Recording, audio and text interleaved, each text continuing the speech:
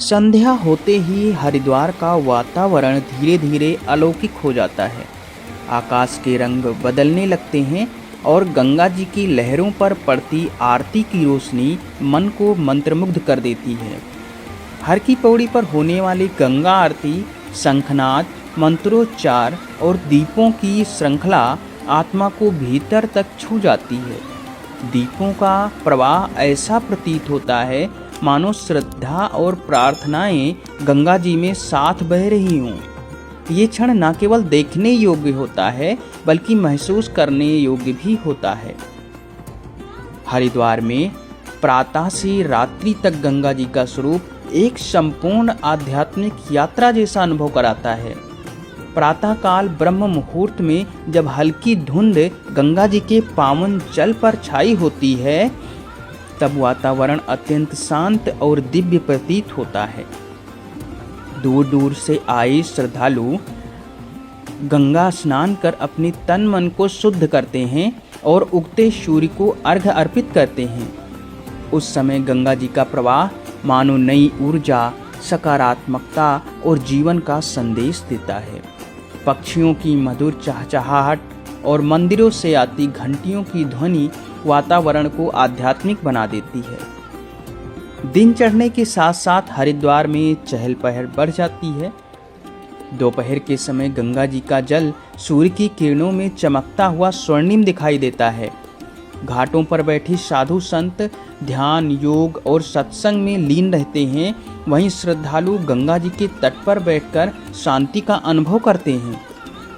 इस समय गंगा जी जीवनदायिनी माँ के रूप में दिखाई देती हैं, जो सबको समान भाव से शरण देती हैं। दिन के उजाले में गंगा जी का दर्शन मन को स्थिरता और विश्वास, आंतरिक बल प्रदान करता है। वहीं प्रातः से रात्रि तक हरिद्वार में गंगा जी का ये निरंतर बदलता स्वरूप जीवन के हर पहलू को दर्शाता है। शुरुआत, संघर्ष, आस्था, शांति और अंततः संतुलन। सच में गंगा जी केवल एक नदी नहीं बल्कि जीवन का प्रवाह, संस्कृति की आत्मा और मोक्ष का मार्ग है। हरिद्वार में गंगा जी के साथ बिताया गया एक पूरा दिन जीवन भर के लिए शांति और भक्ति की अमिट छाप छोड़ देता है।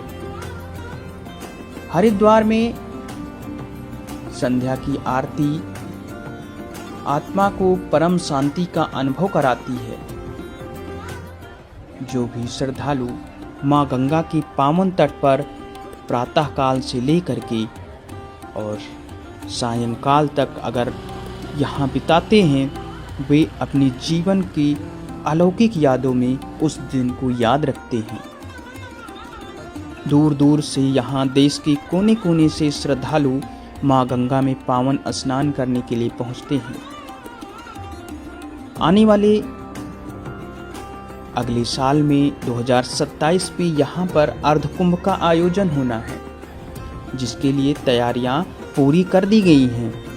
नए पुलों का निर्माण हो चुका है और घाटों का भी नवीनीकरण हो रहा है, विस्तारीकरण हो रहा है, जिससे श्रद्धालुओं को अत्यधिक सुविधा मिल सके। और इस समय भी वातावरण बहुत सुंदर है, जल बिल्कुल निर्मल है। तो आप सभी यहाँ पहुँचें, स्नान करें। हर हर गंगे पेज को फॉलो करें। जय माँ गंगे।